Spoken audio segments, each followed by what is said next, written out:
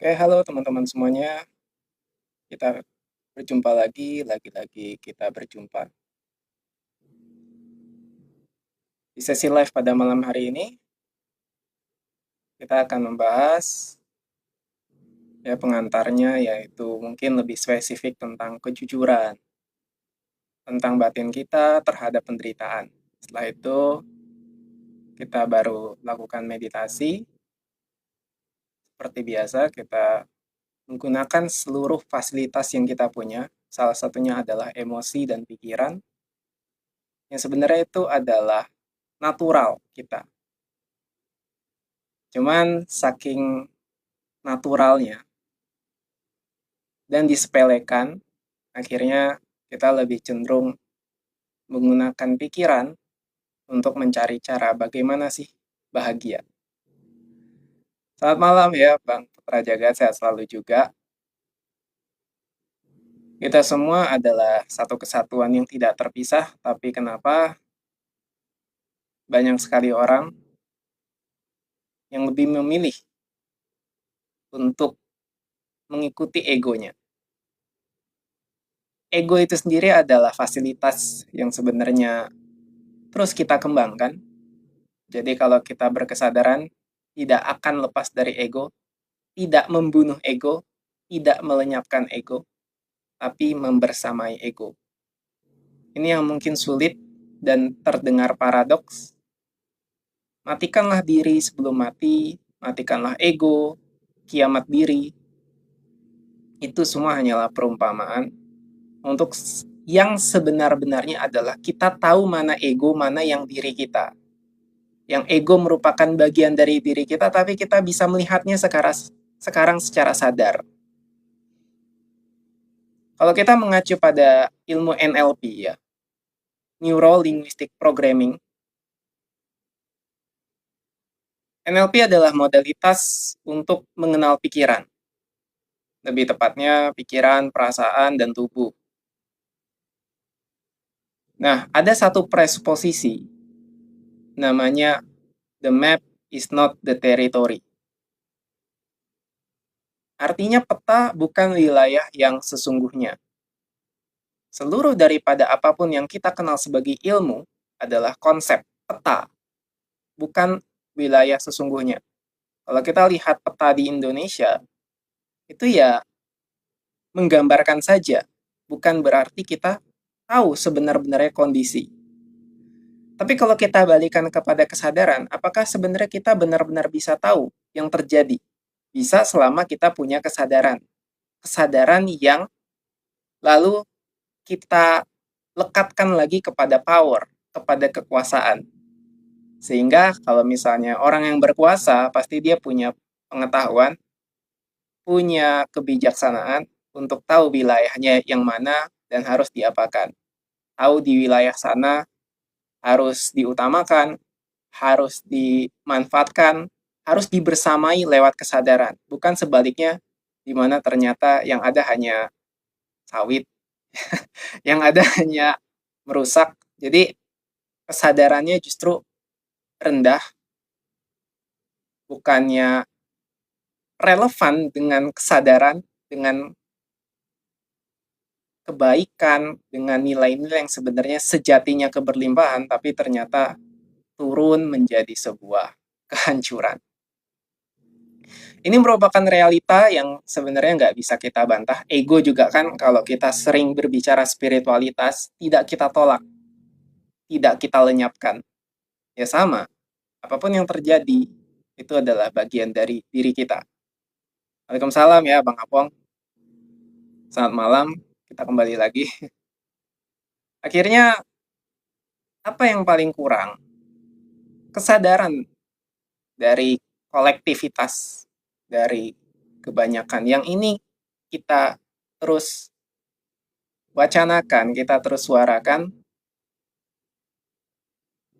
Apakah ada pengaruh? Tentu ada, teman-teman. Jadi sebenarnya jangan takut kalau kita tuh mau berkembang. Yang jelas kalau kita mau berusaha, mau maju, itu kan ke dalam batin diri kita sendiri dulu. Yang luar, yang lain itu hanyalah refleksi. Jadi ketika kita mendapatkan sebuah fenomena, mendapatkan sebuah kejadian, itulah tayangan apapun, lalu kan ada muncul pikiran dan perasaan, ya kan? Waalaikumsalam, Kak Novera ya. Pikiran dan perasaan itu muncul secara otomatis. Jadi kalau misalnya orang itu suka menghakimi, ya orang-orang di luar sana, bukan yang ada di sini. Jadi ini digarisbawahi dulu, kita di sini sebagai fasilitas aja, memberikan diri kita label yang ada di sini bukan yang di luar sana, tapi sebagai kesadaran kita tidak memberi diri kita kayak penilaian lebih baik dari yang di luar daripada mereka. Karena mereka juga bagian dari diri kita. Waalaikumsalam ya Bang Agung.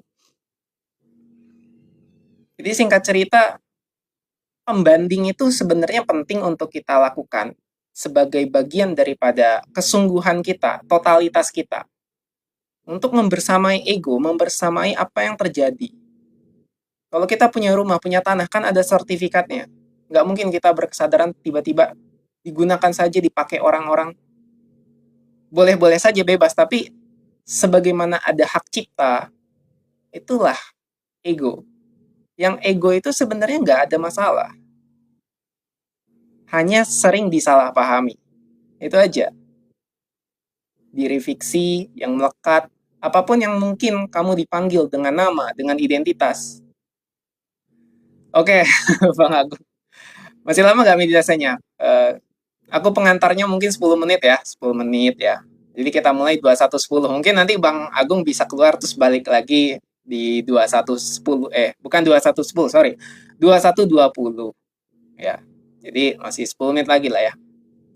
Karena pengantar ini penting lah. Untuk kita bisa meresapi apa yang terjadi, kita juga jujur terhadap diri sendiri. Kita itu sebenarnya menderita, teman-teman. Kita jujur coba, kita menderita. Jadi jangan pernah menolak apa yang memang terjadi dalam diri kita dalam hidupan ini. Penderitaan itu ada. Oleh karena itu, pasti banyak sekali yang berusaha untuk melenyapkan penderitaan itu. Entah menggunakan material, mencari kekayaan, atau praktek spiritual. Yang mana dua-duanya ini kalau tidak disadari hanyalah pelarian. Dan lebih mudah untuk, nggak lebih mudah juga sih, kalau lebih mudah orang udah pada punya duit banyak ya. Ini merupakan sebuah eksistensi yang memang apa adanya begitu, mau cari material, nggak semua orang sanggup. Ya. Entah karena sistem menghalangi ya, nanti kita bicara deh soal riba, soal sistem yang dibuat untuk mengurangi keberlimpahan kita. Tapi itu materi yang cukup padat. Dan satu hal lagi yang spiritual. Karena spiritual itu lebih halus, mencari-cari apa itu spiritual, bagaimana rasanya, bagaimana agar tidak terjebak. Yang ujung-ujungnya juga bisa terjebak karena dia merasakan, oh aku yang mengalami semua ini. Aku yang mengalami fenomena, ada cahaya muncul kepadaku. Ada sosok ya. Misalnya kalau kita pakai contoh yang real aja ya. Misalnya ya. Bukan berarti ini aku ngomongin atau menjelekkan, tidak, ini hanyalah sebuah contoh. Misalnya dia bertemu sosok Yesus di dalam mimpinya. Bertemu siapapun lah yang menjadi sosok juru selamatnya, Tuhannya, sosok saviornya. Nah, kalau di kesadaran kita mundur lagi ke belakang teman-teman. Yang tahu sedang bertemu dengan sosok itu siapa? Yang sadar, yang mengalami munculnya tayangan itu, dan yang nanti tenggelam. Itu apa dan siapa? Nah itu sebenarnya spiritual hakikatnya. Kita bisa mengalami ruangnya itu. Bukan hanya stop, terjebak, atau terjeda ketika bertemu sosok, lalu berhenti di situ saja, lalu euforia, itu kembali lagi ke pikiran. Itu kembali lagi ke perasaan yang tadi, itu hanyalah data dari kumpulan pendaman dan akhirnya muncul. Apapun eksistensi yang kemuncul dalam pikirannya. Aku pernah ditanya gitu kan, jadi semua informasi pengetahuan itu dari mana? Yang kamu alami apa gitu? Ya dari Lahful Mahfudz, dari Akashic Record. Terus aku bilang aja, ya kamu itu semua bukan. Tapi kan aku tahu, aku bisa ngambil informasi itu. Ya, tapi hilang lagi nggak? Maksudnya, apakah kamu yang di sana, yang sedang mengambil informasi dari Akashic Record, atau kamu yang tahu bisa ngambil informasi itu dan yang menayangkan informasi itu kembali? Yang tentunya yang tahu, yang bisa mengamati, mau ngambil catatan, informasi semesta kayak Akashic Record kayak Halaful Mahfudz kayak apapun namanya itu, akhirnya dia paham, oh begitu. Jadi nggak terjebak pada sebuah fenomenanya, tidak berhenti sampai di situ, tapi justru sadar bahwa itu semua hanyalah yang tayang. Ya, kalau tayang dan tenggelam, itulah universe, selalu bergerak dan selalu berubah. Itulah abadinya universe, semesta ini, bergerak terus. Jadi jangan berpikir bahwa oh segala sesuatu nanti berakhir. Iya, berakhir bagi siapa? Bagi ego. Tapi kan ada sebuah kepercayaan yang menganggap bahwa nanti segala sesuatu berakhir. Ya mau berakhir atau enggak ya bukan urusan ego, karena ego yang takut untuk kiamat itu. Segala sesuatu tuh terus berputar, terus berubah, dan berkembang. Dari alam semesta yang mungkin hanya seukuran jagung, itu terus berkembang, berkembang, berkembang, tanpa batas. Nah, jadi ngomongin tanpa batas itu, teman-teman, seperti tadi, lihat catatan Akashic Record, atau mau ngeliat pengalaman langsung, atau mau lihat alam semesta ini, pembanding dari tanpa batas itu apa? Ya spektrum ini semua. Bagaimana kamu bisa tahu segala sesuatu tanpa batas kalau nggak ada ukurannya yang bisa kamu bandingkan? Ya kenapa kepala kita bentuknya begini, bentuknya tangan begini? Jadi baru bisa terlihat, baru bisa terasa, baru bisa menjadi pengalaman. Yang tak terbatas itu lewat yang kita rasakan sebagai keterbatasan. Akhirnya, ya, ketika kita sudah terbiasa mengalami tanpa perlu ribet untuk memikirkannya karena ngalami langsung, barulah di situ mulai tenang pikiran. Barulah bisa selaras dengan intuisi, dengan kecerdasan tubuh, dengan ketenangan, dengan kedamaian. Nah, tapi kalau enggak, ya, karena dari awal mungkin, dari sejak kecil, sudah terdoktrin, sudah terdogma dengan berbagai keyakinan, batasan, limiting belief yang tujuannya memang baik sebenarnya. Kalau kita lihat dari kesadaran perspektif masa lalu untuk membuat manusia menjadi lebih teratur, menjadi lebih rapi, ya, yang kita sebut sebagai agama itu. Tapi apakah berhenti di situ saja? Seperti yang tadi kita udah bahas, mau semesta, mau adanya yang tayang dan tenggelam, ruangnya tetap ada. Ruang yang mengamati segala perubahan dan pergerakan. Nah, termasuk diri kita yang mengamati itu, ruangnya. Alam semesta terus berubah. Diri kita, tubuh kita selalu berubah. Consciousness, kesadaran itu sendiri selalu berubah.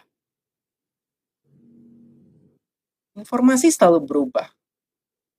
Nah, ada sebuah narasi yang terus dipertahankan dan tidak diubah-ubah. Apa jadinya kurang lebih? Jadinya pendaman, teman-teman.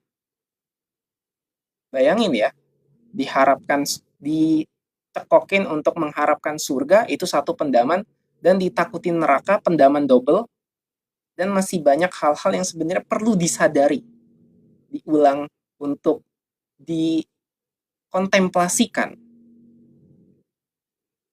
Tapi langsung diserobot namanya ego, label, identitas, bahwa inilah yang paling hakiki atau yang paling terakhir atau yang paling benar. Stop di situ. Akhirnya banyak yang kejebak. sebagai ritual, sebagai hal-hal yang sebenarnya hanya pengulangan, pola pengulangan yang terus kalau dibiarkan tanpa kesadaran ya, tanpa esensi yang kita terus bisa ambil, konsekuensinya adalah perendahan energi atau perendahan kesadaran.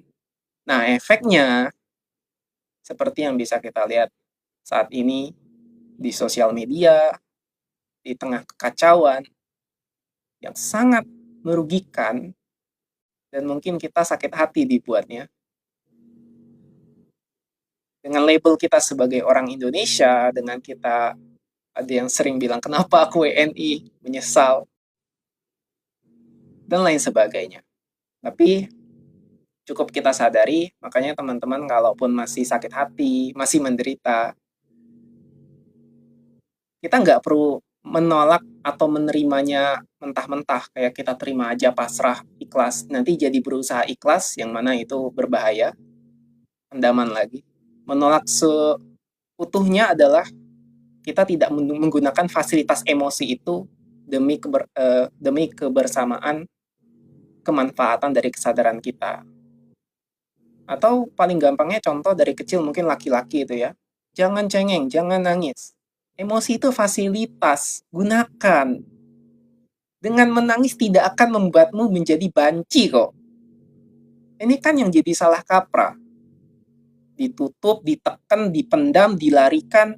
Dan akhirnya apa yang terjadi? Dia tidak mengenal dirinya sendiri. Begitu juga yang perempuan. Sudah berapa banyak perempuan yang merasa tidak adil. Kenapa banyak sekali patriarki? Kenapa banyak sekali yang menguntungkan pria? Ya mau sampai kapan? Kalau mau begitu terus ya. Ya sampai kapannya itu tergantung dari kesadaran.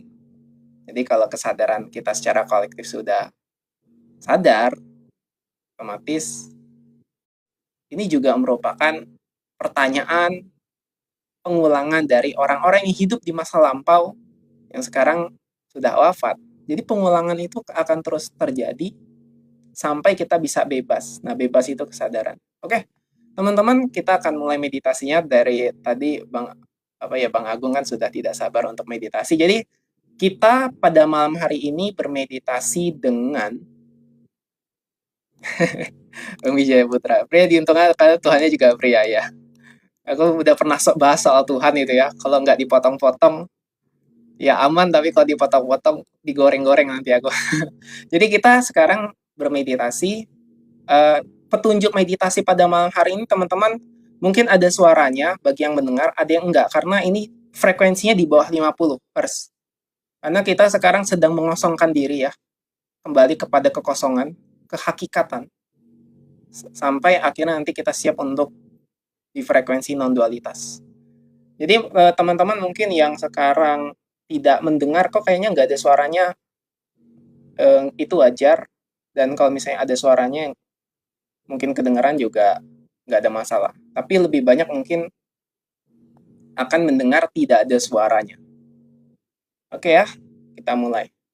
Tarik nafas yang panjang dan hembuskan lewat hidung. Berniat untuk bisa merelaksasi tubuh dan mengamati pikiran apapun yang terjadi. Jadi sehingga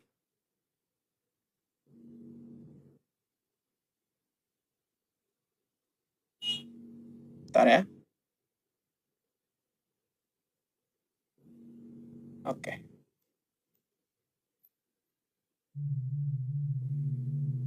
Tarik nafasnya yang dalam dan hembuskan. Kita mulai. Kita mulai dengan pada saat aku menutup mata dan silakan bermeditasi.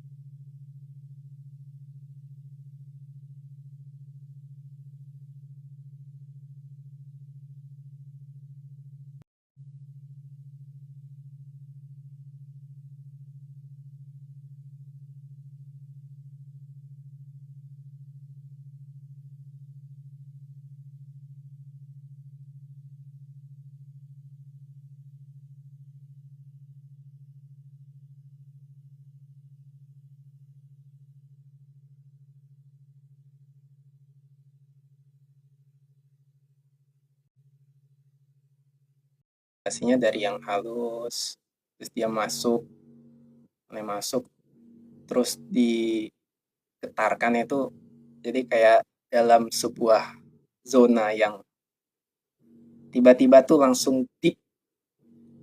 Setelah deep tuh awalnya kan masih banyak pikiran yang tayang lah, presiden lah, wakil presiden. Tiba-tiba pas sudah langsung dimasukin itu ya ke frekuensi yang lebih tinggi, kayaknya itu gamma tadi.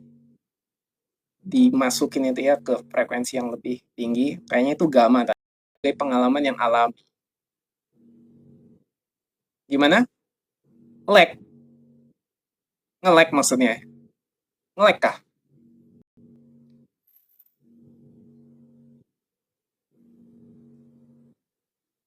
Gimana Bang Agung? Jadi tadi itu nge-lag atau gimana? Ya, dengar pelan, lama-lama tuh lebih keras suaranya lalu pelan lagi ya. Jadi ada di tengah-tengah tuh yang memang dia tuh emang didesain itu. Jadi ada di tengah-tengah tuh yang memang dia tuh emang didesain itu. Oh, nge-lag.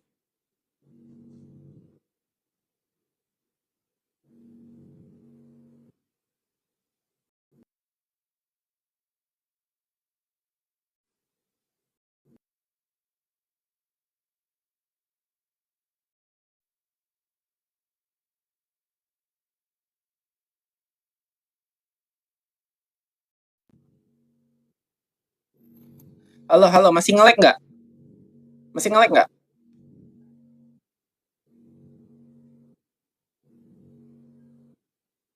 Wifi-nya kayak ini. Halo teman-teman, jadi masih nge-lag nggak?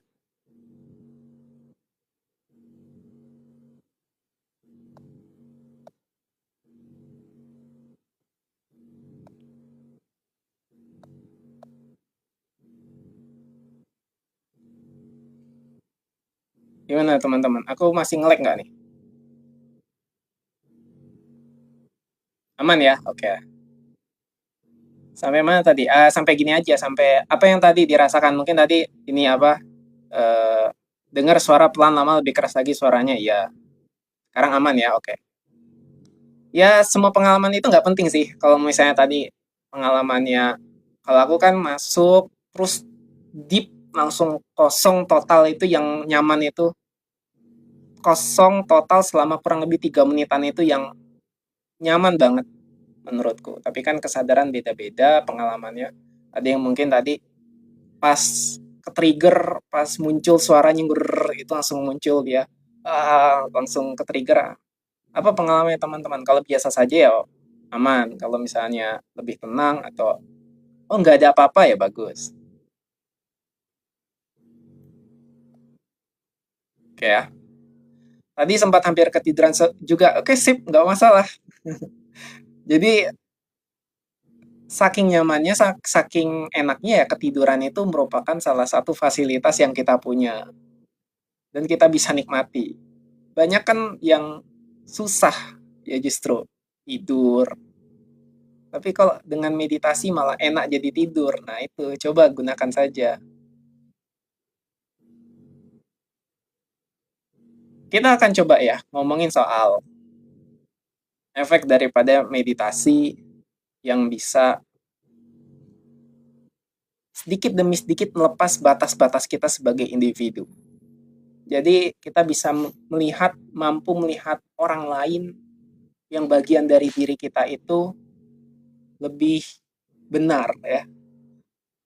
Ada kebenaran di dalam diri mereka yang sebenarnya adalah cerminan. Oh sebenarnya aku itu begini ya. Ada refleksi gitu. Karena kontemplasinya ke dalam diri. Nggak lagi mudah menghakimi. Walaupun oke, menghakimi marah ya marah aja. Kalau sama orang lain, sama keadaan. Tapi setelah itu dipraktekkan teknik-teknik modalitas yang kita pelajari dari meditasi, dari letting go. Sebab kalau nggak dipraktekkan ya dia jadi pendaman, mendem lagi. Sebisa mungkin ya kita ingat dan sadar, oh iya, kalau saat ini kesal, saat ini jengkel, saat ini marah, marahkan saja, keluarkan saja. Bahkan di sini ya marah-marah juga nggak apa-apa kok. Bahkan kalau misalnya mau ya, aku kan dulu pernah buka sesi ya. Sebelum aku jadi hipnoterapi ya. Aku pertama-tama itu awal-awal itu buka sesi selain konsultasi ya kan konsultasinya udah otomatis. Buka namanya pelampiasan kemarahan. Jadi orang tuh marah. Jadi marahnya tuh atensi kemarahannya difokuskan kepada seseorang. Nah, Itu aku. Tapi aku, nah, semakin lama tuh semakin capek. Oh, ternyata aku dari situ belajar dan sadar bahwa ternyata energi kemarahan tuh bisa tertampung. Memang benar. Jadi baru baru 2 orang aja langsung capek aku, capek banget. Langsung bukan capek ya, kekuras. Gimana ya rasanya? Ah, padahal aku tahu dia bukan marah ke aku. Memang emosinya marah dan aku sebagai bahan pelampiasannya. Tapi aku juga kena imbasnya secara energi. Oke. Jadi aku berhenti. Lalu sebagai hipnoterapis aku juga bukan berhenti, cuman itu merupakan fasilitasku untuk jadi coach, jadi terapis ya. Tapi kalau bisa aku mengenalkan seseorang pada kesadaran, ya aku pilih itu jalan utamanya. Karena di kesadaran dia perlu percayanya ya diri sendiri. Kesadarannya diri dia sendiri. Guru sejatinya ya dirinya sendiri. Kesadarannya itu menuntun dia. Tapi kalau memang dia tidak punya kesadaran itu, yang kita maksud sebagai keberlimpahan, intuisi, dia butuh sosok, dia butuh otoritas, dia butuh healer. Oke, aku bisa masuk di situ. Walaupun kadang ini saling melengkapi tapi berbeda. Jadi sebagai terapis itu kan fokus ke klien, subjek yang individual. Kalau kesadaran ya, mau kamu individual nggak ada, kamunya nggak ada. Ya kamu kesadaran, sadar aja, mau apapun yang terjadi, mau apapun fenomenanya, mau apapun penderitaannya, langsung dia. Tapi kalau langsung, takutnya orang-orang yang nggak siap, dia makin mendem lagi, gitu. Jadi paradoks atau sebuah kendala dari kesadaran itu ya begitu. Sehingga kita tidak boleh terburu-buru untuk langsung mau menyelamatkan orang lain. Yang bisa menyelamatkan dan membantu diri sendiri. Makanya aku sekarang kalau menerima klien, aku lihat-lihat dulu nih kliennya nih. Nggak langsung ku tampung kayak dulu tuh. Apapun lah yang mau cerai lah, yang mau inilah, yang trauma orang tuanya, yang dari entah buyut-buyutnya diintrojek ke dalam diri dia lah, gitu-gitu kan. Macem-macem. Ada klien yang memang dia bisa mengingat memori orang tuanya dari buyut-buyutnya itu, terus jadi trauma ke dianya. Ada teman-teman. Ada yang begitu. Aku ngalami itu. Ketemu klien yang begitu. Dan dibenarkan sama orang-orang yang masih hidup. Nah, oh iya. Tapi dia juga terima traumanya semua itu. Wah kan itu gimana ya pendaman yang ber, berlapis-lapis. Nah, ketika berlapis-lapis ya udah. Akhirnya aku gabungkan kesadaran dan metode terapis aku, metode terapinya. Pelan-pelan barulah dari mulai 3 sesi mulai bisa luntur. Apanya sih sebenarnya yang luntur ya egonya. Jadi secara tanpa sadar egonya luntur kembali kepada kesadaran. Gitu tok sih simple. Tapi kan namanya ego bukan ego kalau dia tidak punya resistensi. Dan ego itu juga yang melindungi diri kita dari kerandoman absurd daripada ini semua yang kalau misalnya realitas kalau kita punya pikiran nih atensinya kemana-mana datengin hal yang nggak enak datengin yang hal enak kan di situ ada namanya critical factor pikiran kita tuh punya critical factor itu ada jembatan yang gerbang yang memisahkan antara ini aku ini luar oke kan bahaya juga ketika langsung dia percaya begitu aja apalagi kepercayaan yang diulang-ulang terus-menerus dan itu ternyata tidak relevan. Aku bilang bukan nggak benar, tapi nggak relevan. Segala sesuatu yang nggak relevan akhirnya menjadi sebuah pendaman bagi diri dia dan dia tidak bisa menikmati dari kesadarannya karena sudah terpendam. Oh, Kak Novira mau jadi kliennya. Boleh-boleh aja. Cuman sekarang kalau aku lebih mau memberikan, coba kita sadari dulu. Udah simple aja. Jadi yang menghealing atau menyembuhkan ya diri sendiri, kesadarannya sendiri. Kalau ya barulah sulit nih, butuh bantuan nih. butuh otoritas nih. Karena kalau jadi terapis itu kan pasti aku jadi coach, jadi trainernya, jadi sosok pribadi yang sosok individu yang masuk ke dalam realitas pikirannya dia kan, perasaannya dia masuk. Nah itu otomatis. Jadilah cerita, jadilah membongkar yang begitu-begitu ada. Tapi kalau dari kesadaran, sakarepmu, kamu punya masalah apa? Kamu apa? Aku nggak peduli, aku nggak masalah, nggak ada masalah, dan aku nggak mau tahu. Yang tahu kan kamu semua, tiba-tiba melejit aja, tiba-tiba sembuh aja. Tiba-tiba, oh ya aku dapat ini, aku dapat itu. Aku dapat keberkahan, sekarang rezekiku ngalir. Ya gitu. Dan memang terapi juga bagian daripada kesadaran. Gitu. Oh, karena Vera pengen dicek aku butuh apa enggak. Oke, WA aja sih. Ya, aku kan udah sediakan WA. Jadi udah aku tulis lah WA aku nih. Bentar ya. WA. Ini WA aku 08 5.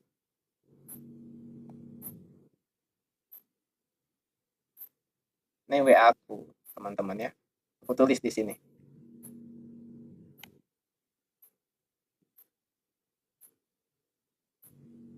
Oke, nah itu.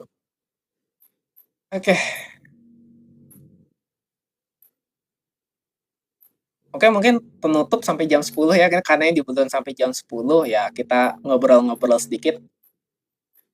Berbicara sebagai kesadaran, tidak lepas daripada ego, individu terpisah, merupakan fasilitas yang membuat kita berkembang. Tanpa ada ego, tanpa ada peta, diri kita berada di posisi mana, ya kita tersesat, justru nggak tahu. Dengan adanya ego, kita tahu posisi kita di mana. Seperti peta, ego tuh seperti peta. Di mana nomor WA-nya Bang? Ini eh, kelihatan nggak nih? Aku ngirimkan komentar nih di sini. Udah kelihatan kan WA aku nih di komentar ini?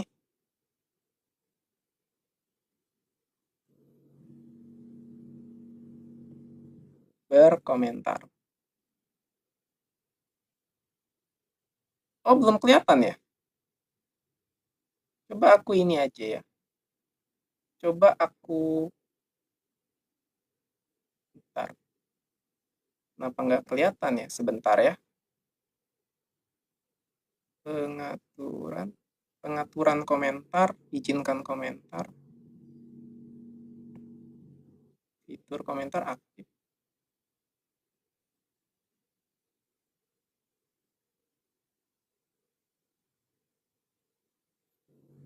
Ini coba ya. Ah, ini, oh nggak bisa. Ya udahlah, aku coba ke Kak Noveranya aja.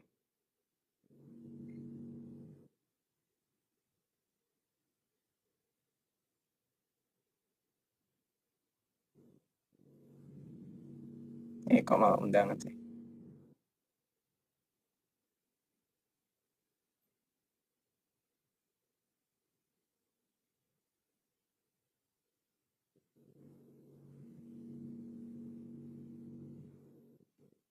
Udah, aku catat aja nanti ku DM nomor WA-nya ya.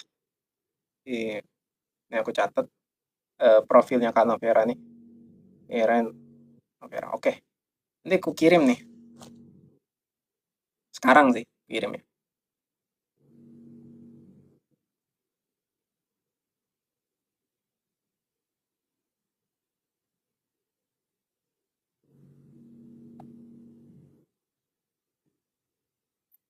Oke, ya. Nah, jadi kurang lebih gini teman-teman. Ya, tenang aja ya Kak Novera, nanti ku kirim nomor WA ke DM-nya. Terus sampai mana tadi? Keterjebakan ya, keterjebakan ego, yang kita butuh ego itu sebagai satu kesadaran utuh untuk sebagai peta. Peta ini kita gunakan dan kita tahu jadi posisi kita di mana. Masalahnya adalah ketika ego itu dia dalam hutan belantara, dia sudah punya peta itu, kan? Tapi dia lebih memilih untuk lihat ke atas, ke pohon-pohon tanpa melihat petanya itu. Ya, dia hanya kalut, tersesat dalam hutannya itu. Wah, siap. Aku jadi Diki Divi, Alif Adian. Tinggal ini aja, tinggal apa? Stand up ya. Ya nggak apa-apa sih. Eh, Selama itu menyenangkan ya, selama itu bisa menghibur, jadilah aku Diki Divi. Oke, kita lanjut lagi tadi. Seringkali kita terjebak pada mimpi ya, mimpi sebagai penutup. Tapi ya, aku coba ya ini ya, lebih khusus konteksnya di Indonesia, oke ya. Jadi teman-teman mungkin ya, biar real nih, Indonesia tuh apa sih yang terjadi? Adanya perbedaan ideologi, sosial, agama, ya kan? Ketidakadilan, perpecahan. Tapi asal semua itu dari mana? Terperangkap. Pikiran kan? Pikiran yang membuat itu terjadi. Kenapa? Karena tidak sadar kita bukan tubuh, kita bukan nama, kita bukan agama, kita bukan identitas, itu tuh nggak sadar. Nah, nggak sadar ini teman-teman. Jadinya nggak bisa diungkapkan dengan kata-kata, hanya bisa dialami sendiri.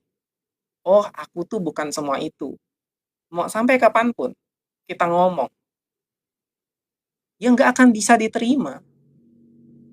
Nggak mungkin, karena kesadarannya nggak bisa menerima itu. Makanya kesadaran egonya tadi butuh dilampaui, butuh dikiamatkan dengan kesadaran yang lebih besar dari segala sesuatu.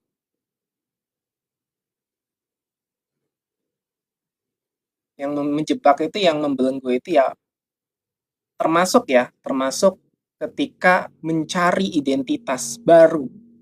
Misalnya orang ingin pindah agama, ingin berubah dari yang tadi posisinya mungkin kurang kaya, ingin lebih kaya, dari yang mungkin tadinya aku merasa banyak dosa bersalah, jadi lebih rutin ibadah, dari yang tadinya susah terus belajar spiritual, itu sama aja perubahan yang sebenarnya. Coba disadari, siapa yang ingin berubah, siapa yang ingin sukses, siapa yang ingin kaya.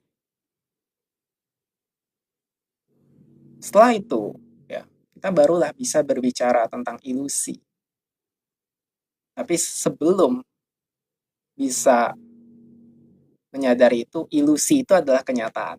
Dan nggak enak lah kalau ngomongin itu ke orang-orang yang memang yang di luar sana belum mengalami, minimal mengenal, yuk sadar gitu. Mengenal aja, nggak usah mengalami itu. Mengenal tuh belum tentu dia bisa mengalami, tapi minimal kayak tahu aja, kenal. Oh ya, kamu tahu ini kan, artis ini kan. Oh ya tahu, daripada kamu nggak tahu itu, ya siapa. Tapi kalau kenal, tahu, ya, oh oke. Minimal udah ada koneksi dan atensinya. Nah, ada memang dari kita atau orang-orang itu yang sebenarnya bisa kenal, walaupun dia nggak ngalami. Ada sebuah kondisi di mana dia rindu terhadap spiritualitas, terhadap sejatinya yang nggak tampak, yang abadi ini. Ya, tapi karena terlalu banyak pikirannya, terlalu banyak form, bentuk, keyakinan, dogma yang physically ini, yang kasar ini, jadinya sulit untuk dia menyadari. Ya udah, kita bantu, kita meditasi, kita praktek. Bang, oke, Bang Apeng. Bang, apakah bermanifestasi kesembuhan dalam meditasi? Apakah bermanifestasi kesembuhan dalam meditasi? Bukankah itu namanya pengalihan pikiran? Oke, ini bagus nih Bang Apeng ya pertanyaannya. Jadi, apakah bermanifestasi kesembuhan? Intinya dia bermanifest tentang kesembuhan dengan menggunakan metode meditasi. Kan ini malah jadinya pelarian. Kan ini malah jadinya pengalihan pikiran. Ya kan? Nah, kalau pikirannya dia hanya berusaha untuk melenyapkan penyakitnya, itu adalah pelarian, itu adalah pengalihan. Karena yang dia gunakan adalah pikirannya. Sementara, aku tanya nih Bang Apong ya, apakah meditasi itu menggunakan pikiran? Coba. Apakah meditasi itu menggunakan pikiran? Jadi gini ya, secara luar, sekarang gini, aku tutup mata. Nih, contoh ya. Ah, tutup mata. Siapa yang tahu aku tuh sedang membayangkan sesuatu dan siapa yang tahu aku sedang menjadi kesadaran? Ya kan? Menyadari pikiran, Bang. Jadi, pikir luarnya memang kita nggak tahu. Pikiran tadi. Kalau misalnya kita menggunakan pikiran hanya untuk aku ingin sembuh, tapi membayang-bayangkan sesuatu untuk bisa jadi sembuh, ya itu bukan meditasi, itu visualisasi gitu. Jadi sebenarnya meditasi itu lebih kepada ya menyadari, menyaksikan apapun yang terjadi diterima dulu. Nah, kenapa sulit menerima? Nah, ketika sulit menerima, inilah yang kita proses sebenarnya. Kita sadari berulang-ulang terus-menerus konsisten. Jadi beda ketika mau sembuh atau enggak, nih kasarnya gini ya, kasarnya mau sembuh atau enggak itu diterima. Karena yang mau sembuh tuh pikiran, disadari dulu siapa yang ingin sembuh. Kadang memang agak sulit nih. Kalau kalau nggak sembuh, ngapain aku meditasi? Ngapain aku melakukan usaha ini? Sadari bahwa kamu bukan pikiran, kamu bukan tubuh, kamu bukan perasaan, kan bukan tubuh. Itu dulu, kan bukan tubuh. Tapi kamu bergerak dan hidup melalui tubuh, tapi kamu bukan tubuh. Nah, memang inilah butuh tadi, oh aku yang ini. Nah, dari situ baru deh kejawab ini. Oh, manifestasi. Karena manifestasi itu bukan perlakuan, bukan kegiatan. Manifestasi itu otomatis. Ngalir gitu. Bahasanya tuh mengalir. Manifest tuh benar-benar mengalir. Sembuhnya ngalir. Kayak kita napas ini ngalir aja. Hidup nih ngalir aja gitu. Tipis kan bedanya. Tapi dan nggak kelihatan kalau dari luar. Aku lagi merem, bayang-bayangin sesuatu, terus atau bermeditasi, hanya menyaksikan pikiran. Nggak ada yang tahu, nggak ada yang beda, kecuali aku yang ngelihat sendiri dalam pikiranku ini. Gitu, Bang Apong. Ya, jadi menyadari aja, itu bukan pelarian. Karena kalau meditasi bener ya, meditasinya tuh bener memang tahu, oh metodenya begini. Makanya butuhlah latihan dan tahu metode yang digunakan sebagai meditasi. Ketika kalau sudah dipraktekkan, ngalami, oke, barulah terjadi. Mau hasilnya manifest, kesembuhan, nah itulah. Yang penting disadari momen sekarangnya itu. Baik momen yang ingin sembuh dan si yang menginginkan kesembuhan.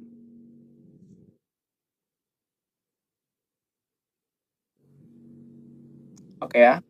Meditasi tidak berpikir hanya mengamati pikiran, ya betul Kak ya.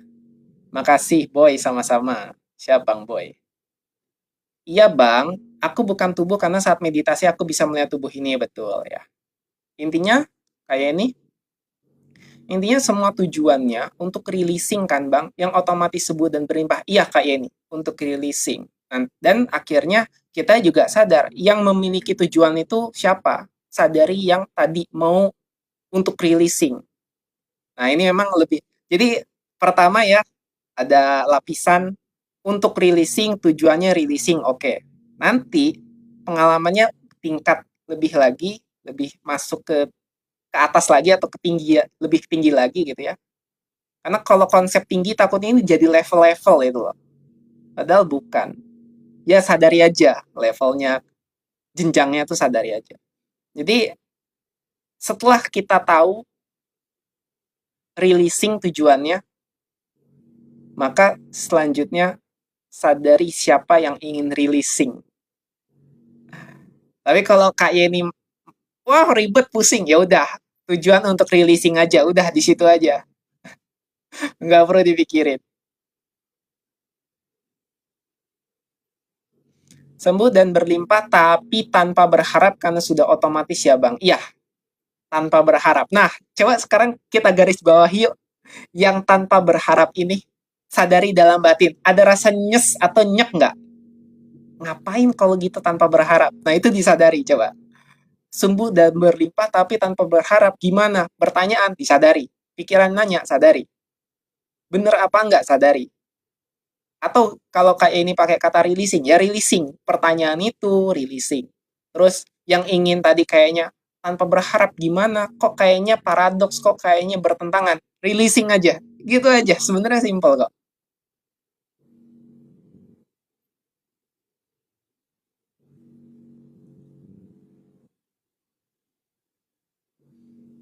Oke ya, gitu sih sebenarnya. Tapi ya pelan-pelan. Ini pelan-pelan, bukan untuk di forcing, dipaksa sebagai pikiran, sebagai aku yang sadar, berarti aku yang segera, enggak segera-segera juga kok. Makanya berarti kita tahu sekarang, berharap boleh, tapi jangan melekat, ya. Tipis kan? Berharap boleh, tapi jangan melekat. Jangan melekat yang mana? Berharap yang mana? Jadi gampangnya gini lah, harapan itu ada, tapi yang rasa si pengharapnya itu ya sadari gitu. Karena itu hanyalah ilusi. Tapi harapannya ada yang harapannya itu ada. Jadi seakan-akan begini ya. Kalau mau digambarkan dengan ketuhanan, ketuhanan itu yang menjalankan harapannya dan yang mengabulkannya. Maka hanya ada sadaran, hanya ada ketuhanan, kamu hanya mengikuti gerakannya. Dah, gitulah gampangnya. Ya, melepas harapannya, tidak berekspektasi. Boleh. Oke, Bang Apong, berarti visualisasi dalam bermeditasi berbeda dengan kesadaran dalam bermeditasi. Intinya gini, Bang Apong. Meditasi itu sebenarnya bukan sebuah kegiatan. Ya. Kita menggunakan teknik yang disebut dengan meditasi itu untuk mempermudah diri kita kembali. Kegiatan itu adalah aktivitas yang menggunakan pikiran sebenarnya. Tapi meditasi itu sebenarnya bukan kegiatan karena dia alaminya kita yang tidak berkegiatan, yang hanya ada sadar, yang hanya ada kesadaran. Itulah sebenarnya meditasi. Nah, karena sulit untuk bermeditasi, biasanya banyak pendamannya orang, banyak banyak kegelisahan, banyak pikiran, makanya diciptakanlah atau menggunakan teknik-teknik yang seakan-akan ini adalah kegiatan. Padahal bukan. Kamu duduk diam, tanpa membayangkan apapun, hanya mengamati. Bayangan apapun, tayangan apapun, kembali ke diri kita yang sebenarnya dari awal apa adanya ini, itulah meditasi. Nah, ketika kita bervisualisasi, ya, itu sebenarnya menggunakan pikiran yang namanya visualisasi, bukan meditasi. Otomatis kalau kita tahu konsepnya ini, ya, mau visualisasi itu bukan bermeditasi, yang mana visualisasi dan meditasi ini dalam ruang lingkup kesadaran. Kesadaran itu yang menayangkan pikiran termasuk visualisasi dan yang mendiamkan pikiran dalam keadaan bermeditasi. Itu Bang Apong. Itu termasuk bisa nggak untuk penyembuhan fisik yang sakit berat-berat sekalipun? Bisa sebenarnya. Tergantung Kak Yeni yakin apa nggak. Yakin dan keyakinannya sekarang di-releasing. Tapi ada energi untuk yakin terhadap kesembuhan itu nggak? Terhadap penerimaan bahwa yang terjadi apapun itu, mau sembuh atau enggak, bisa nggak sampai di titik itu? Di titik penerimaan, di titik kedamaian. Nah, karena kalau kita pakai ukuran tabel skala force dan power David R. Hawkins, itu untuk menyadari sisi-sisi yang bawah atau bagaimana kita bisa berada di power, kedamaian, kesembuhan, keberlimpahan, itu kita harus menetralisir pendaman-pendaman yang tidak kita sadari yang saat ini mungkin menjadi problem dalam kehidupan kita. Nah, jadi misalnya Kak Yeni, sadar nggak sekarang mungkin mudah kesal atau dalam kehidupan bagaimana? Itu yang tahu Kak Yeni sendiri. Marah nggak sama seseorang, benci nggak sama seseorang, benci nggak terhadap diri sendiri, ada penyesalan atau tidak, ada ketakutan, ada kekhawatiran atau tidak, mood swing apa enggak, nah itu semua. Itu kan semua akumulasi perkumpulan gejolak daripada emosi yang belum terproses atau belum selesai. Jadi ketika kita sudah selesai, pada dasarnya, gini ya, kita pakai contoh orang-orang testimoni. Orang-orang yang bertestimoni tentang manifestasi, tentang kesadaran, tentang keberlimpahan, tentang kesembuhan. Selama ini mereka sebelum ikut kelas, bukan berarti rezekinya nggak ngalir. Bukan berarti nggak sembuh, atau bukan berarti kayak mereka itu kayak susah bersyukur. Karena selama ini, syukur itu bukan aktivitas. Syukur tuh bukan berdoa, terus melakukan kata-kata ucapan syukur. Nggak bisa, itu pikiran. Kalau kesadarannya nggak sampai dirasa syukur, itu nggak akan mempan, itu nggak akan terkoneksi, nggak akan terhubung, karena lebih banyak pendamannya. Jadi ketika ikut kelas, ikut workshop, atau apapun lah, mediator, mediasi, modalitas yang digunakan untuk mencapai keberlimpahan, karena hanya tinggal dia menyadari saja dengan teknik-teknik yang diarahkan fasilitatornya. Jadi seakan-akan, rezekiku sekarang ngalir gitu. Enggak, itu rezekinya dia memang dari awal, cuma ketahan. Nah, ketika ada kesempatan itu, jadilah testimoni. Sekarang hutangku lunas. Oh, sekarang aku membaik. Sekarang aku sembuh. Dari awal kamu tuh udah ada di situ. Kesadaranmu dari awal sudah mempersiapkan itu.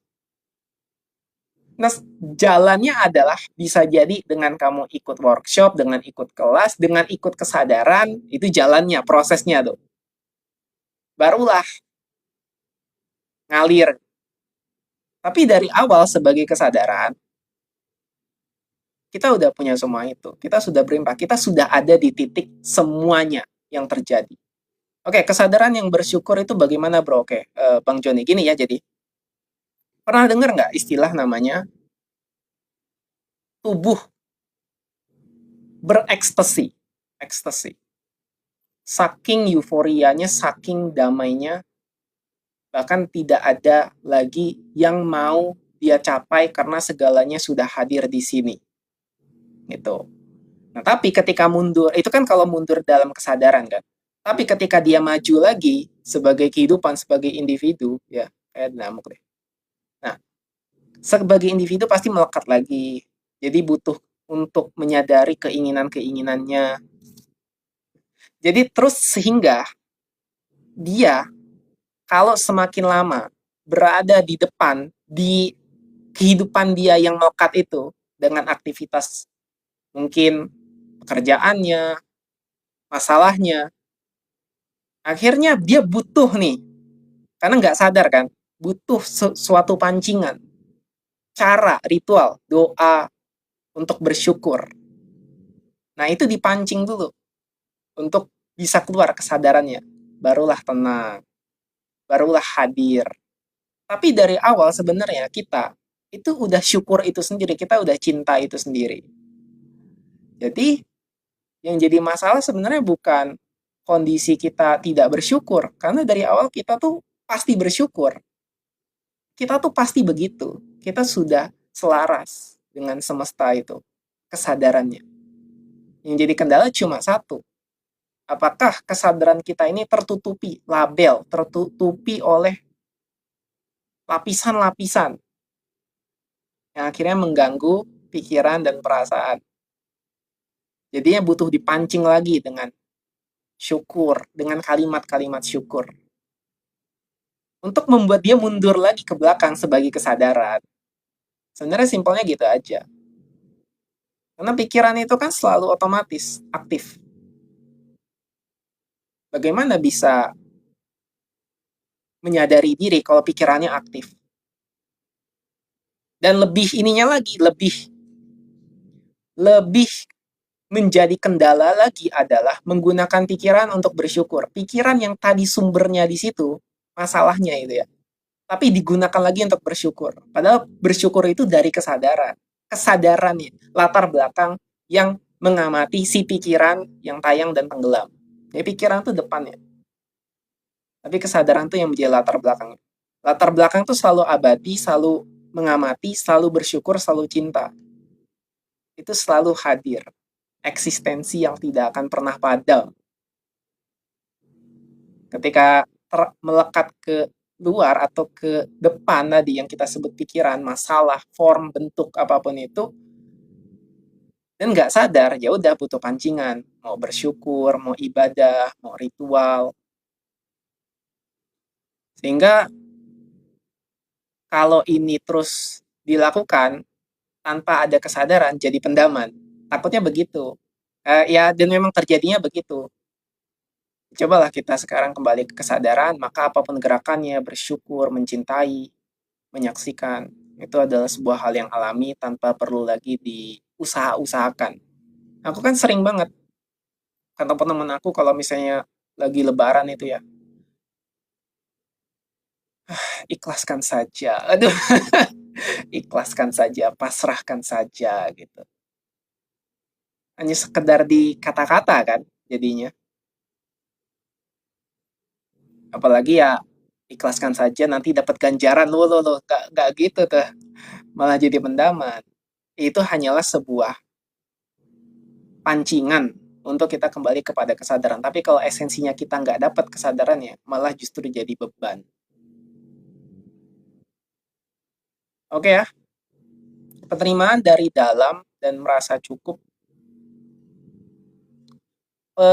Penerimaan dari dalam dan merasa cukup dengan apa adanya, apakah itu udah bersyukur bang? Iya, dan itu otomatis kan, tanpa perlu diucap-ucapkan lagi kan.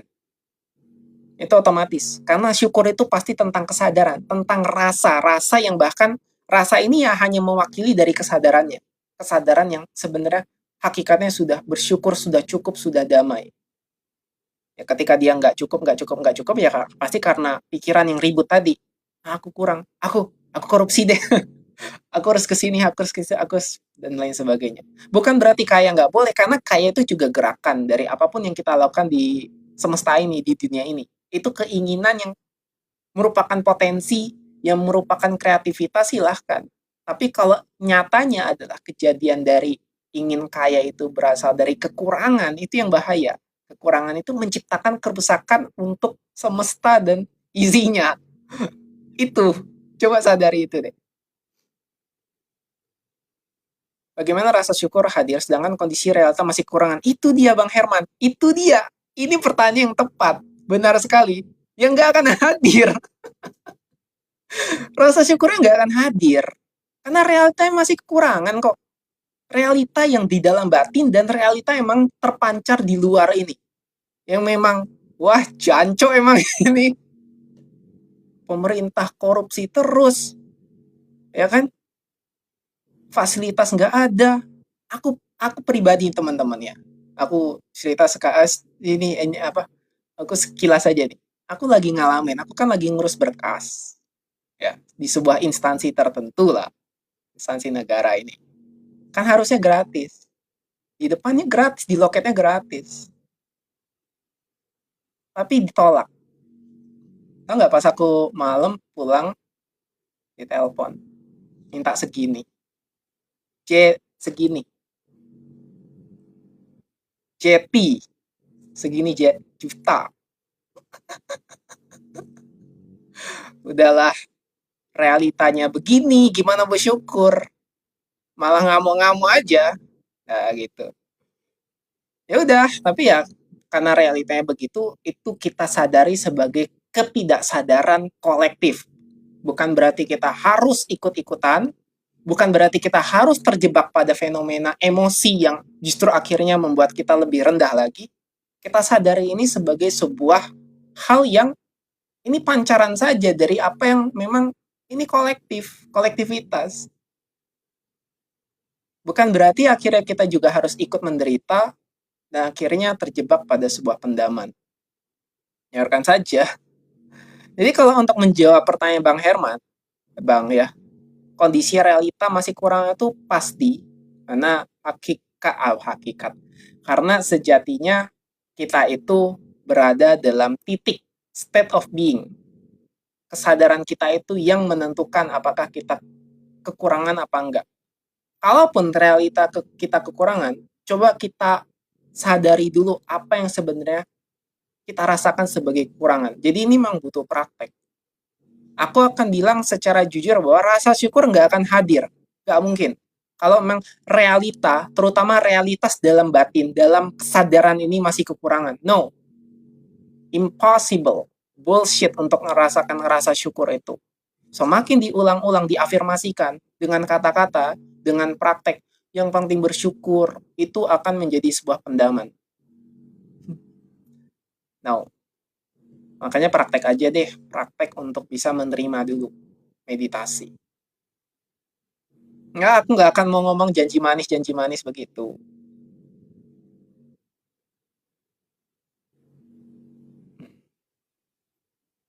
Bagaimana kalau pikiran itu disugesti tapi dengan dasar berkesadaran? Boleh, kayak ini. Boleh dan bisa. Pikiran disugesti dengan dasar kesadaran, ya lebih bagus kan? Ya memang bisa, memang itu. Memang itu lebih afdolnya, lebih bagusnya gitu. Iya bang, tanpa terucap tapi kadang-kadang tiba-tiba tersenyum dengan hal-hal kecil yang hadir. Iya, Kak Novera. Ya. Itu contohnya berarti sugesti kah bang, tapi dengan berkesadaran. Tergantung ya, aku nggak maksa perlu sugesti diri atau langsung menerima bahwa oh, ini aku kekurangan, realitas kekurangan, aku nggak mau maksa harus sugesti, no. Ya sadari aja dari kesadaran. Kalau memang saat sekarang kesadarannya sedang mengalami realita kekurangan, ya sadari saja. Ya memang itu yang terjadi, mau diapain lagi. Kalau punya duit 2.000, haruskah disedekahin semua? Ya enggak, ngapain juga. Karena gini ya, itu tergantung dari kesadaran. Coba sadari dulu, mau nggak disedekahin ini? Jawabannya tuh jangan dari keinginan. Ini penting, ini tipis, sulit, tricky, dan penting. Kita punya 2.000, hanya punya uang 2.000. Pernah dengar nggak istilah kata hati? Jangan ikuti pikiran yang ingin kita dianggap baik, kita ingin dapat pahala, kita ingin dengan 2.000 ini punya dapat ganjaran agar bisa lebih. Coba sadari dulu dengan uang 2.000 yang kita punya ini mau nggak disedekahin apa enggak. Kalau kita berat, kayaknya seakan-akan pikiran terlalu ribet. Apalagi memang selalu ini kita menggunakan pikiran tanpa pernah mengikuti kesadaran. Yang ngapain? Susah. Dan ini prakteknya sulit walaupun hanya 2.000. Apalagi 20.000, apalagi 200.000. Ini bukan pelit teman-teman, bukan. Ini membiasakan kesadaran. Sekarang kalau misalnya sudah mengalami kesadaran, sudah ngerti, oh, udah tahu tuh pengalamannya, udah tahu tuh jeda ruangnya itu. Sedekah aja ngalir gitu, udah ngalir. Tanpa ada perasaan bersalah, tanpa ada perasaan kayak mendem-mendem lagi, no, nggak ada begitu. Kenapa pertanyaan muncul? Karena pasti dalam kenyataannya, dalam bermasyarakat, itu lebih banyak menggunakan pendaman, sedekah yang terpaksa dengan iming-iming sesuatu di pikiran, itu pendaman. Bukan kesadaran. Kalau memang kesadarannya memang nggak mau ngasih, mau apa? Ya mau apa?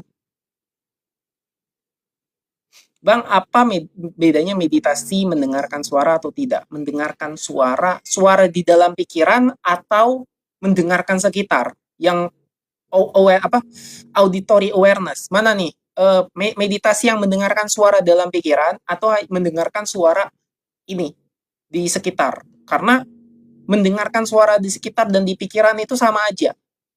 Itu sama dengan meditasi. Kan intinya mendengarkan. Ya mendengarkan itu meditasi, nggak ada bedanya. Apakah nanti mendengarkan mau pakai musik, mau enggak, itu hanyalah variasi. Yang penting di dalam. Oke, pakai beats, frekuensi itu hanya membantu kita untuk masuk dan terbiasa dengan pengalaman-pengalaman tertentu. Tapi intinya bukan itu, bukan. Dengan kita melakukan menggunakan ya frekuensi-frekuensi tertentu, kita punya pengalaman yang bisa kita jadikan ukuran. Nah, ukuran ini jadi peta. Nah, peta ini kita bisa gunakan, kita bisa catat sebagai pengalaman-pengalaman berikutnya untuk dijadikan dasar sebagai, kalau aku bilang kesadaran tuh kayaknya terlalu luas deh.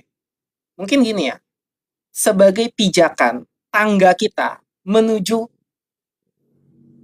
kesadaran lagi. Ya, menuju sebuah, kalau pencerahan terlalu ini ya, terlalu tinggi ya, apa ya, menuju sebuah ke diri sejati aja lah, ke diri aja gitu lah. Enaknya gitu, karena semakin kita mengalami sesuatu, semakin banyak kita mengalami sesuatu, ya kita berkembang dan berubah. Hidup itu ya teman-teman, kalau kata spiritualis. Ya banyak-banyakin aja masalah. Enggak, bukan masalah. Banyak-banyakin aja pengalaman. Pengalaman baik dan pengalaman buruk. Walaupun mungkin nggak mau yang buruk, maunya yang baik. Tapi kan terjadi keduanya. Nah, ketika kita menggunakan suara beats itu, kita bisa bandingkan enak yang pakai frekuensi atau yang diem. Yang diem juga nggak ada suara, nggak apa-apa. Oh, ternyata aku sekarang sudah mencoba banyak meditasi, ya. Terus menggunakan frekuensi, bisa jadi batu loncatan, bisa jadi pengganti. Biasanya lebih suka denger yang musik yang mendayu-dayu masuk ke pikiran dan mengganggu pikiran itu. Tapi sekarang pakai frekuensi, ditimpalah tuh yang larut biasanya dalam musik-musik galau, musik-musik bikin stres, ketimpa, dan akhirnya dia menjadi sebuah program baru. Nah, terus itu dibandingkan aja nanti, disadari dengan meditasi yang tanpa musik atau meditasi tanpa beats, tanpa frekuensi. Dan akhirnya kita menerima frekuensi-frekuensi yang ada nih. Nah, gitu. Saya nggak ada masalah sih. Yang penting sebagai pengalaman aja. Kadang kata hati itu nggak terdengar, Bang. Apakah itu karena jarang meditasi? Yes and no. Aku nggak bisa bilang bahwa apakah karena jarang meditasi itu mutlak. Sejujurnya aku nggak tahu. Karena gini, kalau aku cuma bisa aku cuma bisa jawab bahwa meditasi itu membantu untuk lebih mendengarkan intuisi atau kata hati atau guru sejati kesadaran kita itu. Atau bahkan channeling ya. Denger channeling nggak? Entitas kayak alien, Pleiadian bertemu di pikiran, di kesadarannya untuk bisa berkomunikasi. Atau bahkan itu hanyalah kesadaran diri sendiri dalam bentuk Pleiadian. Apapun bentuknya, nggak penting, hanyalah ada meditasi di situ. Tapi, ya, belum tentu juga jarang meditasi, itu jadinya sulit mendengarkan kata hati. Aku hanya bisa tahu berdasarkan pengalamanku, lebih enak dengan meditasi, dan meditasi itu membantu. Tapi, meditasi bukan satu-satunya cara. Aku nggak mau di sini kayak seakan-akan harus meditasi, enggak. Orang tuh banyak macam kok, bener-bener banyak. Di 8 miliar manusia itu sebenarnya unik dan berbeda-beda. Unik, berbeda-beda pengalamannya, karena berbeda-beda kesadaran nuansa daripada jiwanya. It's, ya tapi balik lagi ke diri sendiri deh. Sukanya apa, enjoy-nya apa, lebih mau menggunakan cara yang mana. Kalau sudah terbukti sedikit demi sedikit bahwa meditasi lebih membantu kita tenang dan lebih membuat kita berkesadaran, ya coba aja pakai. Jadi lebih bisa menggunakan meditasi untuk mendapatkan suara hati. Tapi jangan memaksa mendapatkan suara hati. Ya dapatkan aja kesadarannya. Kesadaran yang akhirnya nanti jadi gerakan. Mau jadi gerakan tadi bersedekah langsung, mau enggak, itu kan gerakan doang. Tanpa harus ada kayak suara wangsit, wahyu. Atensinya langsung aja mengalir tanpa perlu adanya suara-suara. Walaupun kalau ada suara juga nggak masalah. Orang tuh hanya terjebak di label bahwa oh kamu dapat ini wangsit dalam bentuk kata-kata. Yang begitu-begitu yang terlalu kasar, hanya bentuk. Padahal gerakan itu sendiri juga merupakan hasil daripada intuisi atau kata hati. Walaupun spontanitas gitu. Oke Bang, dapat kesimpulan intinya masuk ke dalam diri, yes. Kata hati suka dikacaukan dengan pikiran Bang, jadi suka bingung, ragu ambil keputusan. Ya itu berarti Kak Yeni ya, pikirannya disadari. Bukan pikiran yang salah. Jangan memusuhi pikiran. Dia mengacaukan itu sebagai bentuk bentuk apa ya? Kemunculan ya. Dia memunculkan kan, pikiran itu memunculkan untuk mengacaukan. Ya itulah sebenarnya sebuah momen untuk menyadari pikiran tersebut. Releasing ya, kalau kalau aku lupa nih, Kak Yeni tuh pakai kata releasing. Releasing pikirannya, izinkan pikirannya untuk disadari atau dilepaskan. Kalau muka ketarik gitu, gimana Mas? Aduh, apa nih? Septiana nih. Mas Aji, kalau muka ketarik gitu gimana Mas? Muka ketarik gimana ya? Muka ketarik beneran atau ini apa? Aku nggak tahu nih. Kan kita bahasnya kan kesadaran nih. Tadi meditasi konteksnya. Apakah kebayang mukanya ketarik atau gimana? Atau ini memang mukanya ketarik atau gimana? Coba kalau boleh dijelasin lebih lebih detail coba Mas Aji. Iya Kak Yeni begitu.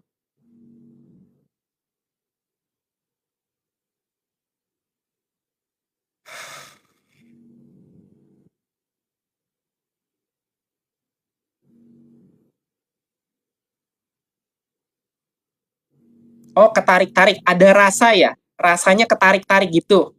Rasa kan? Sensasi kan? Berarti rasa nih. Nah, ketarik-tariknya ini pas kapan? Apakah pas meditasi atau spontan gitu aja atau pas saat-saat tertentu atau memang setiap saat atau emang kebanyakan iya. Ini kapan aja? Kapan dia ketarik-tarik mukanya gitu, rasa sensasinya itu di dahi, di pipi atau di keseluruhan itu pas kapan? Oke, saat-saat tertentu ya. Kalau saat-saat tertentu bisa jadi itu ya merupakan progres dari fenomena energi aja, rasa-rasanya ketarik, rasa-rasanya hangat. Tubuh itu kan kita merupakan jalur meridian, merupakan jalur dari pergeseran energi. Nah, jadi ketarik-tarik itu selama tidak sakit, selama tidak mengganggu, ya itu sah-sah aja. Kalau mau dapat jawabannya, coba disadari saja. Disadari dengan dan di atensinya ini coba untuk disadari dengan niat. Kenapa wajah kayak ketarik-tarik? Dan karena ini soalnya wajah, coba sekarang gunakanlah cakra. Aku kalau pakai pas praktek itu ya, kalau soalan wajah itu, aku lebih suka menggunakan cakra asna dan cakra mahkota untuk mendapatkan jawaban. Nah, caranya gimana? Aku ada sih video yang ini, yang pakai cakra-cakra tertentu itu, mudra tertentu. Tapi kalau misalnya ini ketarik-tarik, coba pakai asna. Asna tuh gini, gini jarinya, ya, terus diginikan, terus begini, terus begini. Susah ya, terus begini. Nah, gini, gini, gini. Jadi yang jari tengahnya begini. Terus ini tempelkan, yang ini masukkan. Nah, gini. Nah, terus nanti jarinya itu ditempelkan ke, ya wes lah. Intinya gini, nggak perlu pakai mudra, coba aja niat untuk hening ketika merasakan sensasi wajahnya ketarik-tarik. Nah, gitu. Dan setelah itu lepaskan pertanyaan itu. Kurang lebih mungkin 5 menit, 10 menit berdiam diri untuk merasakan sensasi wajahnya ketarik-tarik. 10 menit aja. Nah, setelah itu lupakan. Lupakan aja dah. Jalan-jalan biasa gitu. Udah gitu aja. Entah nanti hilang, entah itu dapat jawaban, karena itu cuma fenomena. Gak ada masalah. Oke lah ya, teman-teman. Kita sudah hampir setengah 11 malam. Jadi kita tutup pada sampai di sesi ini. Terima kasih yang sudah hadir. Gak ada pertanyaan lagi kan? Kalau begitu terima kasih ya buat teman-teman yang telah hadir pada malam hari ini. Sampai jumpa di kesadaran-kesadaran berikutnya. See you later. Bye-bye. Selamat beristirahat.